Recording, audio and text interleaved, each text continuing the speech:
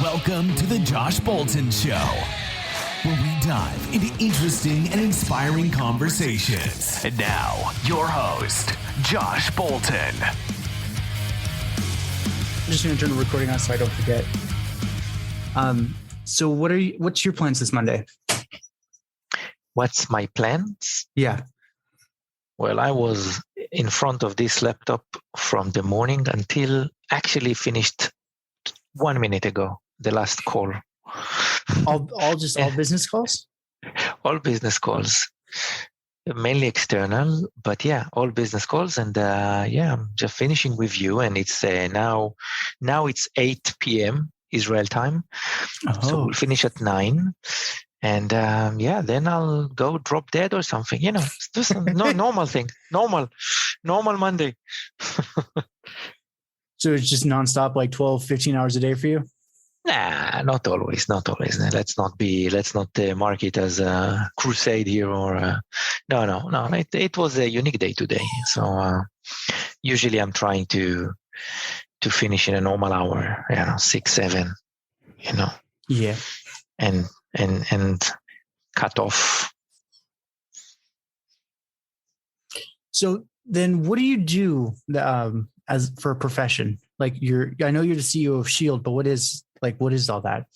What does it mean to be the CEO of Shield? Yes. Or what does it mean to be a CEO? Well also like for the company, what does Shield do? What is Shield doing? Okay. So in one sentence, we help financial institutes manage their electronic communications data and risks allocated out of this. So we help them manage requirements and regularity constraints, all related to human communication, any sorts and any type of human communication that is done in a digital manner. It can be email, chat, social media, voice, anything in this domain. We are helping them capture and managing it and surveilling or monitoring specific behaviors. And we have the capacity to access all of this data on the fly, plus to be able to monitor and detect behaviors that can lead or may lead to market manipulation or to a conduct situation. Conduct situation can be, harassment, can be bad language, can be gifts and entertainment. Market manipulation can be front running, insider dealing, etc.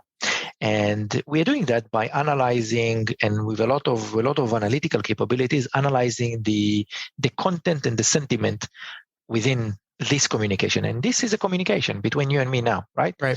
So, any sorts of collaboration, any sorts of human communicating with each other in a digital manner, we are able to go and help the financial firms. And for financial institute, it's mandatory to do this. So basically, that's what we are doing. We developed a platform that is doing that, handling the complete life cycle of electronic communication compliance, A to Z. Right, from the beginning to the end, the full life cycle of it. And we are helping firms to handle specific use cases around this, this very large scope of the platform. Yeah. As I've talked to different guys in the financial industry, it gets a little interesting. They smile and they're like, well, we can't talk about it in that direct manner that you're going for. So we'll go around this way, kind of thing. Yeah, and that's absolutely right. And it's becoming more and more a topic these days, right? Because everyone are communicating, especially since the pandemic and since all the acceleration that happened in the last couple of years. Communication has become much more. It was always there. We are all communicating all day long, right? But what's happening now is that everything almost moved to a digital communication. The hybrid work, the work from home, nowadays people are communicating much more easily via their phones and all kind of alternative channels, and it's becoming a challenge and a strait. And I would say it's not as straightforward for an organization to forbid or to allow something to their employees or to their advisors or traders. So they need the system, they need a tool. And these systems and what we are doing, we're trying to do it in a much, let's say, smarter way of looking on the signals. Sometimes it's small signals, right? I want to move to let's speak offline. We will talk about it tomorrow. All sorts of signals. Talk to me on my private phone. Remember what we spoke yesterday? Yeah. So this one just the opposite. All sorts of signals that may indicate for us something is happening there. We don't know for sure what's happening, but something is happening there that allows us now to go deeper and look on some more peripheral aspects of these individuals or people or the specific conversation or chain of conversations. So it's a little bit more, I would say, sophisticated than just pointing a term or a lexicon hit or something like that. It's looking a little bit deeper into the processes, into the habits of people, right? How many times are we speaking to each other? If we're doing, usually we are speaking once a day and suddenly we are speaking 100 times a day, hey, I have a challenge or something is happening there. I'm always saying that I believe that all people are honest and decent. Sometimes they are, flipping. Sometimes they are shortcutting.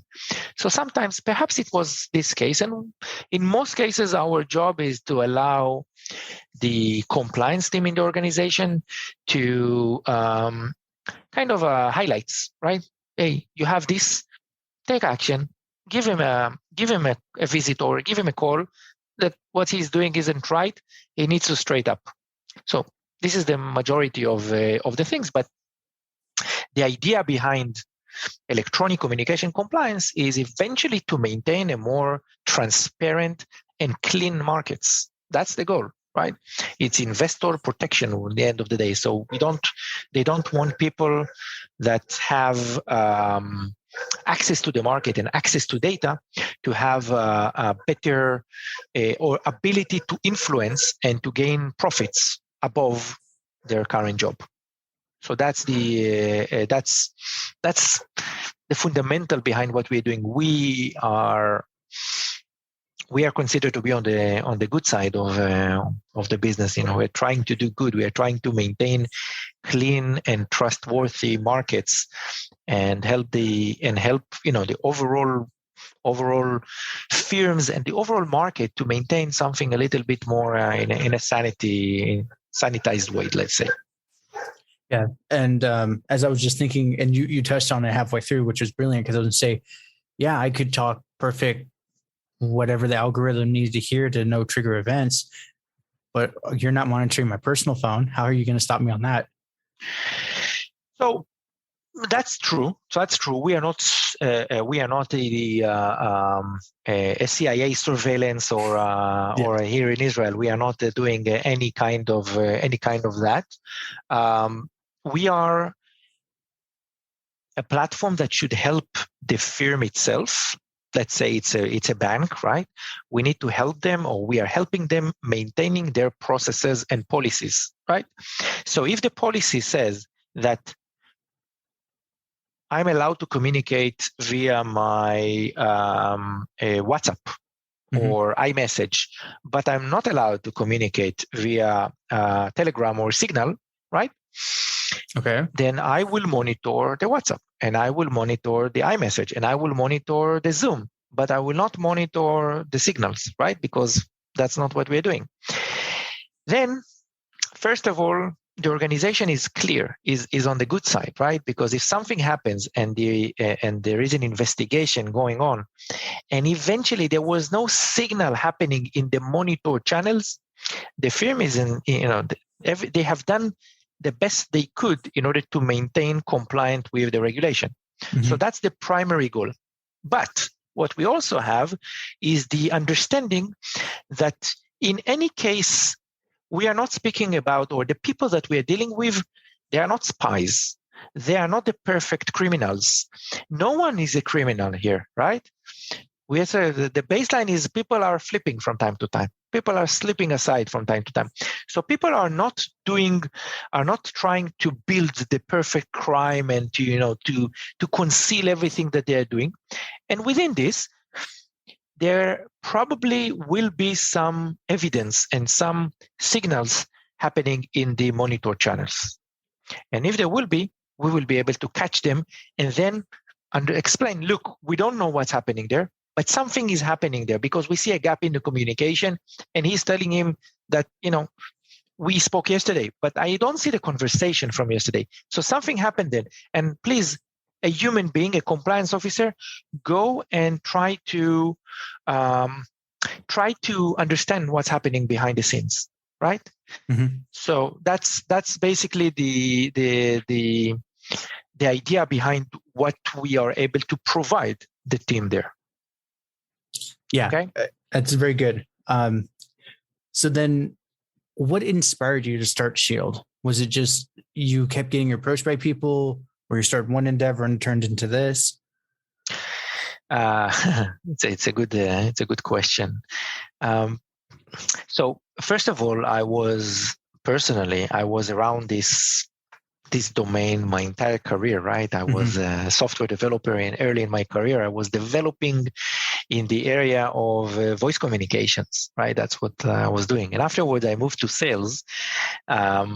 And then I sold to financial services or to financial institute, both in the compliance and the I would say more analytical views there, customer experience.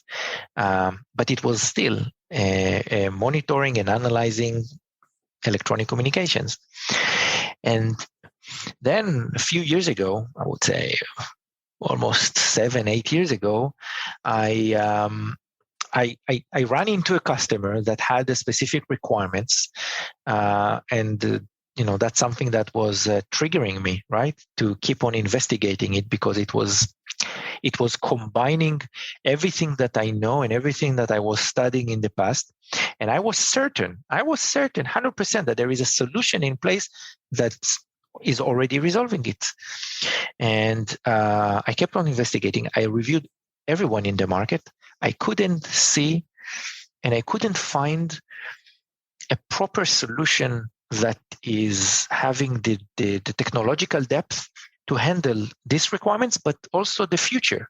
And that was, when was that? 2014, before Teams became so popular, before WhatsApp was allowed in financial services, prior to Zoom becoming so popular, but it was clear that the digital adoption is here to stay, is evolving all the time, and it requires some modern architecture and modern technology to handle everything. Plus, the solution that I have seen and the organization that I saw were implementing all sorts of different point solutions.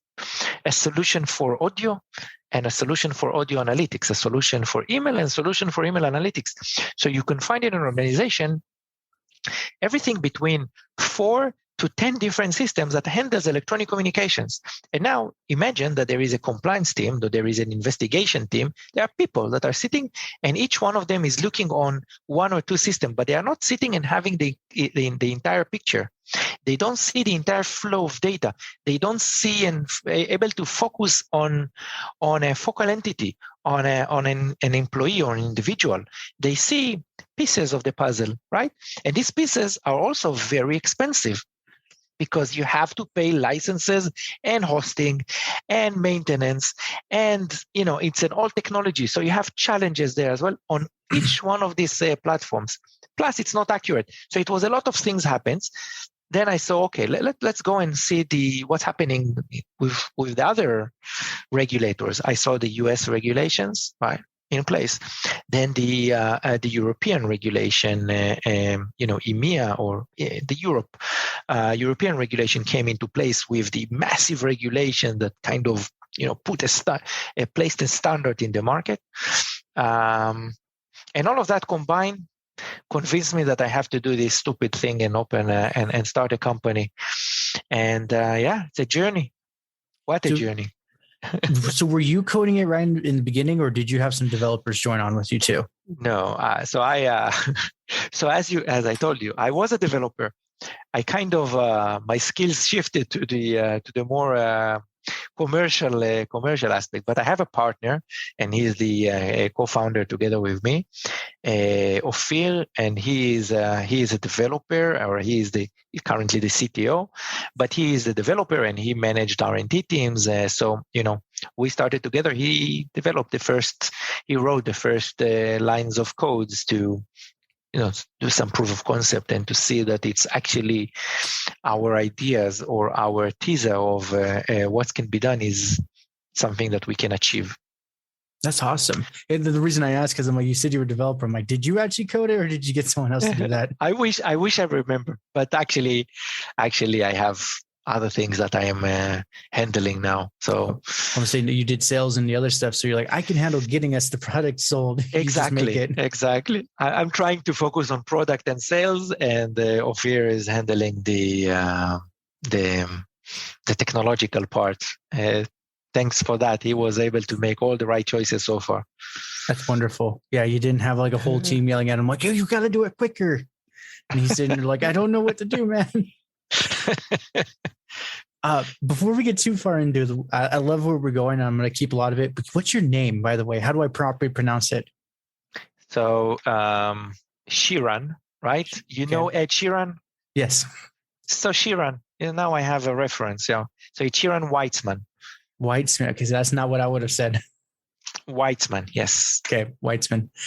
Cool. So then, so you started this back in 2014. Are you guys cash flow? No. Oh no, we actually started it in early 2018. 18, got it. Yeah, so we are 4 and something years in the market.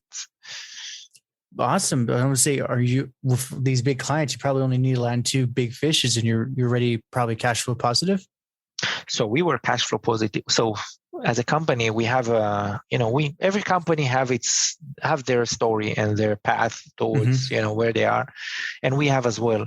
So we started as a completely bootstrap company, right? Mm-hmm. So we started by selling to customers, and of course funding ourselves. But we basically started by selling to customers, and so we were cash flow positive for the first 3.5 years of operation.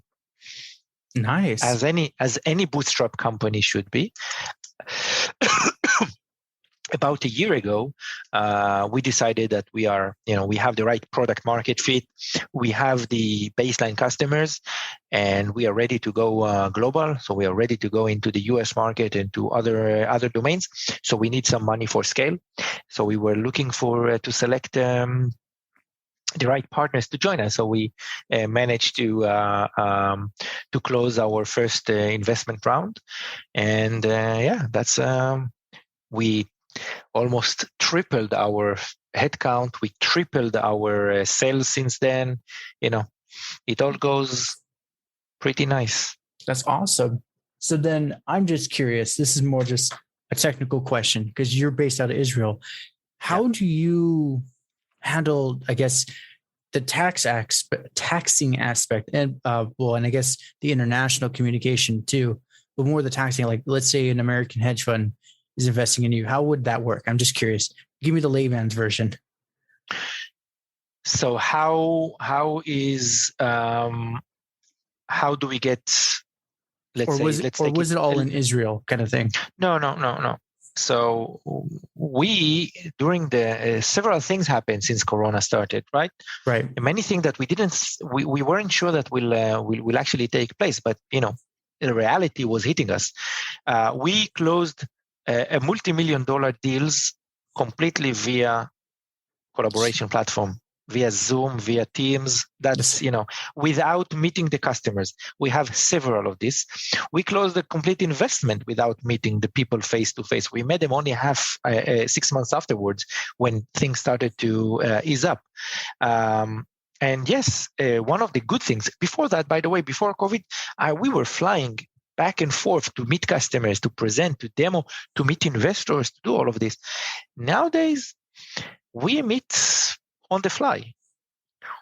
we just finished. I just finished several meetings. I had 2 meetings. One meeting with New York, another meeting with Utah. Earlier, I had meeting with London. Meeting all the time. There is almost no boundaries. Yes, we do need to meet face to face in order to maintain some personal relationship, Right. and to get a more I would say bond, right, between people, because people do business with people, and and people trust people, and you can achieve that by doing a lot of conversation and also video calls. But at the end of the day, it doesn't replace the human touch and the human interaction over dinner or over a glass of wine or over a coffee. Mhm. And that's something that we are trying now to blend. But yeah, communicating with a hedge fund in New York is happening via Zoom. However, these days we're a little bit bigger, and we have a sales team sitting in New York, and we have a sales team in London. So they are doing most of the job, and sometimes it's they simply meet in the city. That's awesome. Yeah. I was just curious because I'm like, wait, taxes. I know there's a whole international thing, and I'm like, but if it's one of those, never mind. Then yeah, it's too technical of a question. Tax-wise, the world knows how to handle. There are tax treaties, and there is a tax consideration. The world knows how to handle globalization work between companies. So that's not a problem. Okay, cool. I guess that was my biggest one because I was starting to sell stuff, and I closed. I was about to close a client until I realized, I'm like, oh shoot, if I close something in Canada, I owe a lot of money, kind of thing. So again, you need to take the tax treaty between Canada and the US and take action on that. But it's really starting to be straightforward. It's no longer a challenge. Okay, cool. Yeah, then probably just a chat with an accountant about that, and you're good to go. Go to the accountant, ask him. Yeah. So then that's interesting. You kind of gave us the genesis story and how it works, and what you do specifically. What is like an example, or you could even be one of your sales pitches. Let's say I'm interested in your product, but it's like, can I get a use case situation? Like this X prevented Y kind of thing. So you're asking if we are able to detect something very, very specific, or sure, let's go with that. No, ask what was the question? It was just like kind of like, how would you do the sales pitch to someone online saying, I want to, if this happens, how can you prevent this kind of thing? So the thing is that the online and the face-to-face doesn't really change. Doesn't really change. It's exactly the same. It's the same presentation. It's the same discussion. And actually, during the last 2 years, things became much more fluent in the online. You need to understand that at the end of the day, on the other side of this screen sits a customer that faces challenges that we believe that our software can resolve. He's dealing with the challenges. Either he's using other system or he's doing it manually. But he have the challenges, and these challenges cost him money. So we need to reach a point where he understands our scope and we understand what we are doing, but we mainly ask questions in order to better understand what he needs. And that's the fundamentals in sales, not only to throw out what is it that we want to sell and how good our solution is. The most important part after the initial pitch, we are presenting and putting the right slides, what's actually bothering him? What's actually the challenges for them? Is it in the efficiency of the compliance team? Is it in the IT organization? Is it the cost of hosting? Is it, what is the challenge? Is it a specific channel that he wants to monitor? Isn't able to capture? Is it in the data science team that is not able to do or to dedicated resources to that? What's the issue? Is it too many alerts? Is it the false positive rate? What are the actual issues that are bothering him? What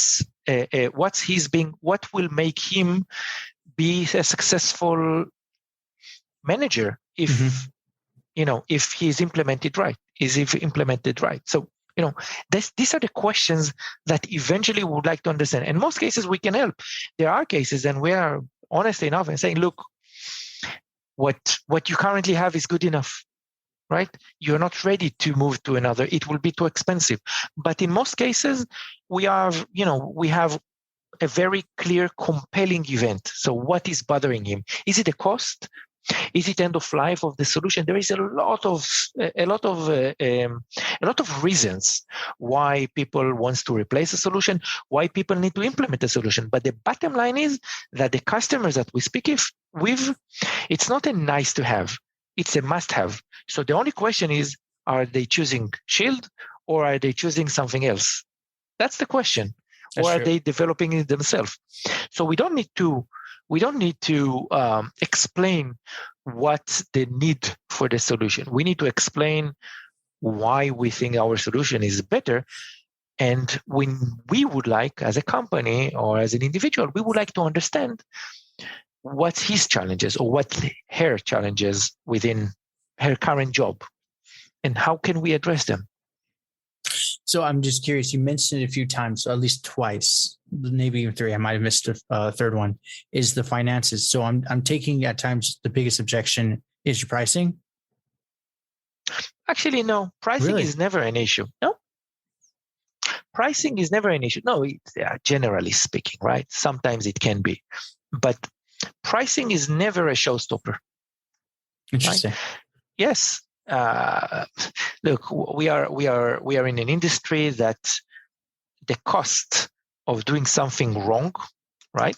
It's like investing in health, right? Really, would you spend $10 less and go to a plumber to fix your teeth, or you will go to and you are able to pay $20 more and go to the world-class dentist? That's the question. It's marginal. It's marginal, and the difference is significant. That's why pricing isn't really an issue, because the cost of implementing, and that's always, by the way, something that my father was teaching me. You buy cheap, you pay more. It's more expensive at the end of the day, right? So I think that the most important part in selling is finding a partner on the other side. We are looking for partners as our customers as well. They need to see us as a partner. Do we understand them? Are we able to handle their challenges? Are we able to grow together with them to handle their future challenges, or to be able to provide solutions to their future challenges? So it's a partnership at the end of the day, and it's a trust between people. That's the issue. Pricing, by the way, in general, my belief, in general, when it's not a commodity, right? When you're going and looking for a telephone, right, or for a phone, and it costs, it's the same phone, but it simply costs $10 more in the other shop, I will probably buy where it's cheaper. But when it's not commodity, when it's something that is involving a high touch solution with a lot of moving parts, choose right. We need to choose the right things. It's like choosing a contractor to fix your house. He can give you the cheapest offer, but usually pay more. Yeah, you'll notice it in 2 years. You'll be like, oh crap, you didn't do something. Hey, sometimes it happens on the fly. Yeah, we haven't included this. Yeah, you have to trust the person, right? So you are engaging with someone and you're buying a solution, or you are getting into a partnership. You have to trust them that you see eye to eyes. They are not trying to screw you, or they are not trying to capitalize on you only. They really understand, and we really have a mutual goal.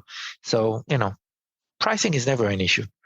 It's a value that what is the value, and now we're trying to present the value of the solution, and for us as a company. So that's it's interesting. Yeah. Okay. It's interesting how you said the pricing is not the issue. I recently closed a client for me on the side. I edit shows for him. And it was just one of those, I told him, like, I'm not cheap, but I can get it done. And he's like, whatever the price is, just get it done, because it'll take me 10, 15 hours. I'd rather pay you your rate and save my time, kind of thing. Look, there are all sorts of people in the world, right? Again, when we are selling, price, there is always a competitive situation, yes, but price shouldn't be an issue. But in any industry, right? If if you go to an advisor, right, and the advisor is worth the money, right, or it's the high class, it's usually worth the money, right? Mm-hmm. So if you get a high quality advice or a high quality service, it's usually much better than procure the cheapest one that you're not sure if it will be good or bad. It's a gamble. So I always maybe it's a matter of age, but I will always prefer the quality. And I think that's just in general, but a lot of us through time got used to cheaper prices and air quote higher value. And so that's when you're like, well, it's going to cost you more to do more. And they're like, absolutely. And it's we are there. It's just human nature. It's like, wait, something's changing. I don't like that. No, it's human nature. People like to negotiate, and it's fine. It's okay. It's not saying it's not that we are saying, it's Apple. This is the price. No one is negotiating. Yeah, it's everything. It's it's business, and people are doing business with people, and negotiation is part of it. That's fine. But price competition or price war is never a good solution. Is never. It's not a success on the long run. Never. Okay. So I'm just sell value. Yeah. Yes, you do. So I'm just curious, who's like your predominant clientele, like banks, hedge fund managers, traders? So for us, it's financial services. So it's everything from the buy side and sell side. So it will be banks, wealth managers, asset managers, hedge funds, brokers. I think that in the future there will be venture capitals as well. Anyone that is providing advice or dealing with deals, right? We see opportunities in insurance, in insurance companies, in energy traders, in where else? Which other things? Yeah, we're starting to be a little bit payment, a little bit crypto, FX. Yeah, I was going to say crypto. That's another one I think, kind of like a venture capitalist. Starting to be more and more crypto because they have the same requirements. Yeah, and it's one of those who dabble in crypto don't realize like there are consequences. Yeah. Yeah. So these are my our typical customers, and within a bank they have both the trading, their sales, their wealth manager, their treasury, their retail banking. They are all potential customers at the end of the day. They all have some requirements around electronic communication compliance that need to be fulfilled. So I'm just curious then, because you've been at this for 4 years. Is it now you still have to like cold call, or is it more referrals and you going through the referrals kind of thing? In the day where we don't need to call customers, they're just referring to us, will be the day that that you reach the peak. You're in the Apple and the Google level, right? Okay. We are not there. We still need to. We are still a young company, right? Mm-hmm. We need to prove ourselves. We need to sell our value. We are not selling because of our muscles and the strength. We are selling because of the quality and the quality of the team and the quality of the product and the technology.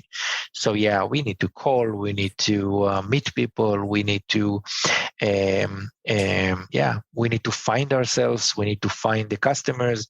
We need to create relationship with customers. Normal B2B sales. Yes, because I was gonna say, what's the next tactic for your? Let's say for your sales teams, do they have to crawl through like LinkedIn or different stuff, or?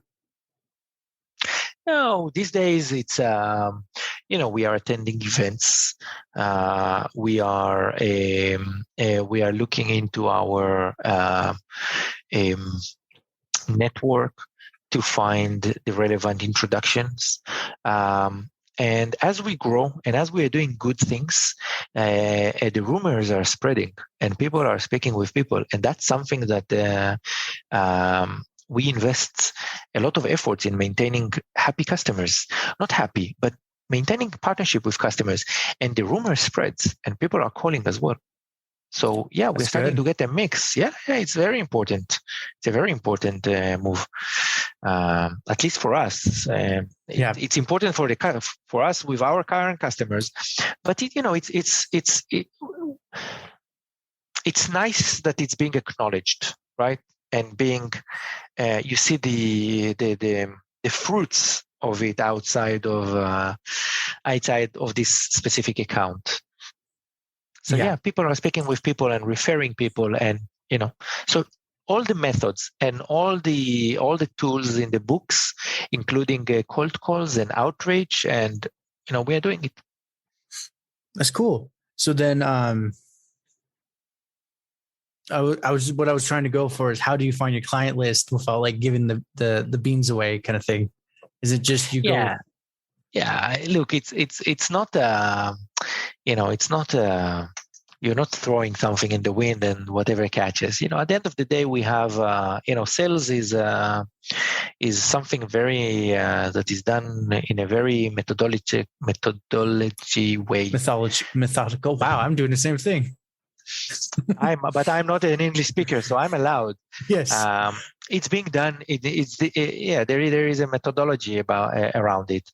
You're mapping the account, you're mapping the market, you're mapping a certain segments, you're mapping a certain territory, and starting to link things to another. And once you are mapping an account, you're looking to find who are the relevant person. Some of them you find in LinkedIn, some of them you find in your network, and asking for introduction.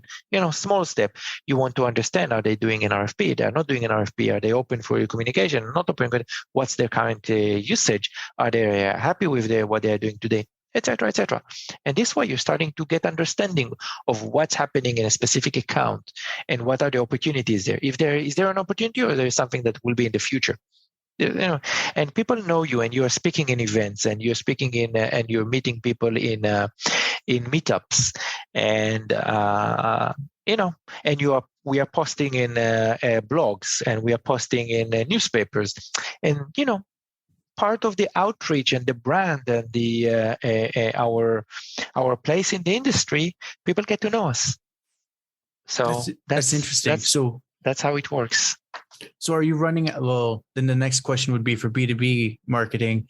Are you running some sort of strategic ads to get in front of those specific people? So no, we are not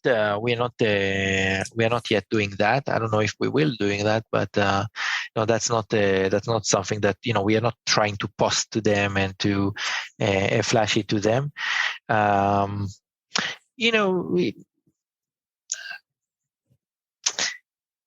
It's because we're not selling a commodity solution. So we are not here to present how our computer is stronger than the other computer, or this is the best laptop or the best phone in the world. At the end of the day, you need to understand who are the relevant persons and what's the challenges that they are facing. And once you identify that, then we are able to take action. So it's, what would be the ad, right? What will it be? Who is it that is going to meet, and when? These are the all sorts of questions that it's very specific, and to present an ad or this kind of a campaign is very generic. You need to have a generic solution and generic something that people can purchase in $5 or $100, right? In order to align to or to relate to this ad or solution. So not yet. Perhaps we will do that in the future. Because I know on LinkedIn, you can get hyper specific on who you want to talk to, like their education, their location, kind of thing. Yes, that's true. But I think, again, I'm not a marketing guy here, but I think that our attempts to do things via LinkedIn is, outreach via LinkedIn not always work. It's there is the rate of success are not so high. I can agree with that. I've been reaching out to different people to get them on the show. People, they're like, "Oh, so and so would be a great person." I'm like, "All right, I messaged him like 3 months ago, never opened it. I'm like, just send another one. You're live kind of thing. Nothing. I'm like, oh, great.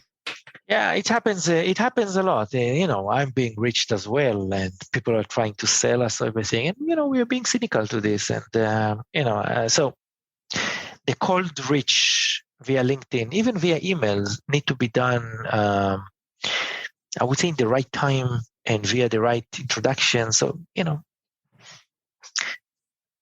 yeah. So I want to say, from what it sounds like, cold calls or sending out like postcards, I guess, would be a more effective route then. perhaps the best way is to have of course a referral or an introduction, or someone that is speaking highly of you, or someone that is introducing, or someone that is able to make the contact and you are able to have the link. That's the best way forward. And sometimes you need to work with the right vendors that are providing solutions to these customers. There's tons of different ways to reach contact with people. That's the job. That's the profession of professional sales guys. Yeah, that's the art. That's the art of selling. It really is. Yeah, there's so many layers, and if you can at least get a general concept of all of them, you'll be able to pull in a lot of fish. Yeah, but people are unique, right? And Facebook was catching it back then, and we're able to target, and we're able to adjust their ads according to the specific wishes and things that I want to see. So they were able to present it. So they did it, but that's more on the, I would say, consumer level, right? That you are buying here and now, right? When you are taking a decision to buy an enterprise software for your company, you are doing it in a different way. The decision process, the evaluation process is completely different than the consumer channel. Because again, in a consumer channel, you get an ad and it looks nice. How much does it cost? It costs $50. Yeah, maybe I need, I don't know. Let's decide tomorrow. But at the end of the day, it's $50. I'm not dismissing this, but it's a $50. To pay $500K is something different, and it's not yours. It's not your money. It's the organization money. It's something different, and it has to connect to all sorts of different data, and needs to sit somewhere, and it's confidential data. It's becoming complicated. Oh yeah, I want to say just the price alone got really complicated. Yeah. So then you mentioned something earlier I want to touch on. I'm assuming you're using a type of AI to filter everything too? To filter in our solution. Yes. So that's where I was just curious. Then you mentioned the false positive rates. Do you have a lower or higher false positive rates with the AI? I know each one, generally speaking, I know each case is different. No. Yeah. So we are able to reduce. So first of all, in the industry, we have to understand that in an industry, any industry, by the way, even if you're looking on electronic communication or on cyber alerts, the majority of alerts are false positive, right? So the question is, what is the volume, right? And are you able to catch everything, right? So if you are flashing 1,000 alerts, right? But only one of them is relevant, then you have 99.99 alerts, a false positive rate, right? But if you are able to flash 100 alerts and one of them is relevant, then it's 99%. So you made a huge difference, right? So our job is to reduce the overall alerts level and increase the relevancy rate, right? So overall, you reduce the false positive. We were able to show with our customers that we were able to reduce the number of alerts, and that's all of the alerts that have been reduced are false alerts, right? We were able to reduce it by over 90%. So we have customers that had 3,000 alerts, and now they are getting less than 100, all relevant, right? So some of them are false, but they're all relevant, even if they're false. So reducing from 3,000 to 100, 3,000 alerts, you need, let's say, 10 people, right? Just to 10 people just to see them through, to look in on each one of them, right? Let's say you have 10 people, each one is saying 300. 100 alerts, one is enough, right? I saved 9 persons. Each one costs $200K a year, right? Or let's say the total cost is 200, 250, including office, etc. How much do I save? Almost $2+ million a year. Mm-hmm. And how much time have I saved? This is the calculation that everyone are doing. Yeah. I would say, just to say that you cut down 9 bodies and you can lower down your rent, whatever else fees. Oh yeah, that. And I can just, all the bank people are done. Just take my go. No, and the most important part, again, it's cost and efficiency, but the most important part, I am allowing the team to focus on relevant data, on relevant alerts, rather than sending them spread all along and across a lot of other things and a lot of noise. And you know what's happened? We are human, right? Mm-hmm. Human. When there is a false and false and false, you start. It's perhaps it's in your subconscious, but you kind of lose trust in the system and in the alerts. And in that case, that's the most difficult part, because then you are, you may dismiss a positive alert way too soon than you should have. That's true. Right? It's the wolf cases, right?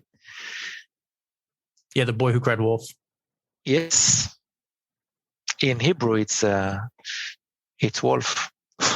It's the wolf story. That's awesome. Yes. So yes, we are implementing AI and all sorts of NLP and neural networks and the whole shabam of AI as part of the solution. And we are allowing noise reduction as well as accuracy level and relevancy level within our detection and our alerts. So we're using different disciplines and different tools and different engines, all developed in-house, in order to eventually present an alert with all the relevant data. It's called alert transparency, mm-hmm. with all the relevant data. So the compliance officer, the reviewer, will be able to take a look and as quickly as possible, with all the information in front of him, take a decision. Is it relevant? I am starting to escalate. Is it not relevant? I'm dismissing. That's the decision point. Yeah, I'm going to say, especially in the financial, the buy and sell side, they're inundated with messages and alerts all the time. They don't want an extra 300 to 10 to. If you can prove that you've lowered it, they say maybe you get a 3,000. Like you said, maybe 100 at worst that you just need a review. That's maybe an hour at bad. Yeah. There is it's definitely an efficiency element in it, a big time, and you need, we are basically what we're doing is we need to help our customers to use automation and advanced software to do things that they were doing manually, right? Mm-hmm. Manually, they are not able to monitor. When you're doing things manually, you're not able to review 100% of the communications, right? Right. In an organization that there is, a million messages per day, and you have, let's say that you have 10 or even 100 compliance officers, you're not able to review 100% the entire million every day to read through all the emails and all the chats and everything. It's simply impossible. Mhm. And what a solution like ours is doing is monitoring 100% of the communication and flashing up only the relevant information, right? So it's an efficiency, accuracy, and I can bet that the chances of missing something is much lower using a solution like ours than using the human approach. Or the manual approach, and eventually that's what we're doing. You bring the entire regtech and fintech industry is to bring automation into the industry to do things much more automated and efficient. Yeah. Yeah, I would say, especially with all the complexity of the rules, humans can't keep up with how fast they're changing or the caliber of what they're wanting. Yeah, changes of the regulations, the rules, changes of the different channels, increasing usage of channels, increasing different deployment tools and capabilities. Suddenly, cloud is the baseline. Before that, it was on-premise. All sorts of things that are eventually, are should enable us to do things much better. 100%. So. Yeah. I don't want to go over your time because you definitely need to get some sleep. I got 3 going out questions for you. Sure. So other than work, during these COVID times, what have you been doing to keep yourself busy? During COVID times? Yeah. So I was training almost every morning, regardless of the weather. Okay. Every morning, 6 a.m., I was going to the park and doing my training. It was freezing, it was cold, it was hot, doesn't matter. 6 a.m. training, working,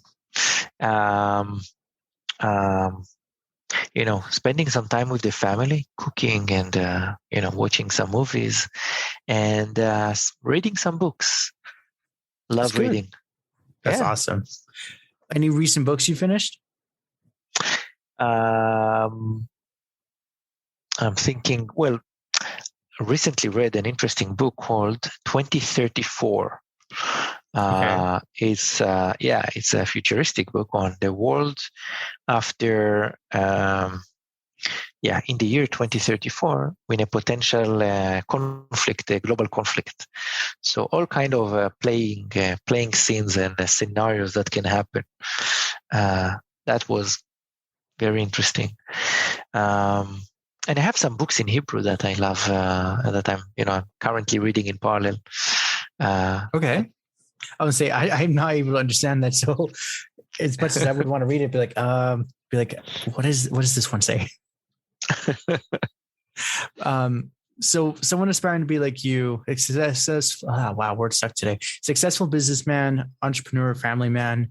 What are some tips, tricks, or advice you'd give him to start down a similar path?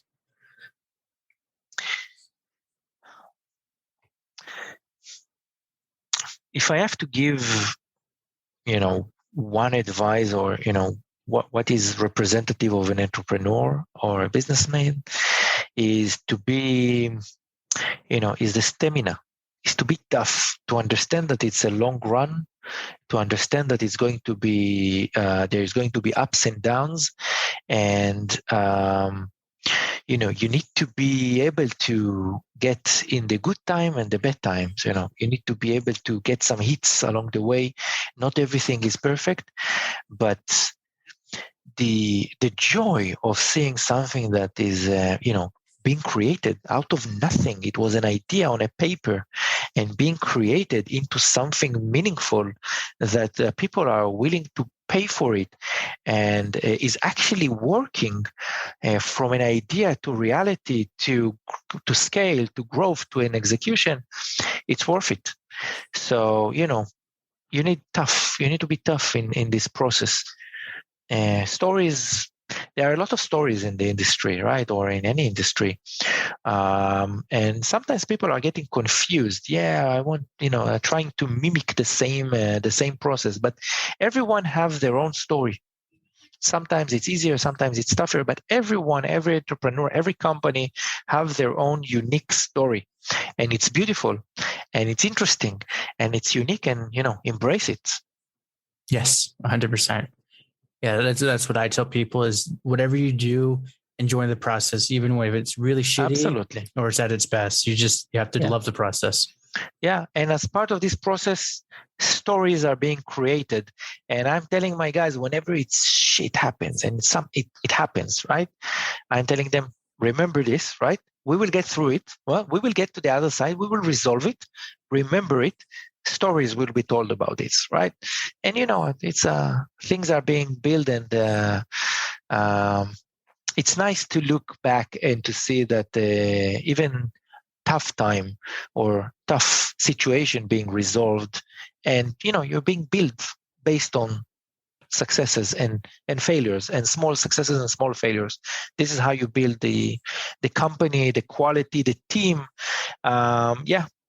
And at the end of the day, it's all about the team around you, the team that you are able to draw and to recruit into your story and into your passion and into the vision.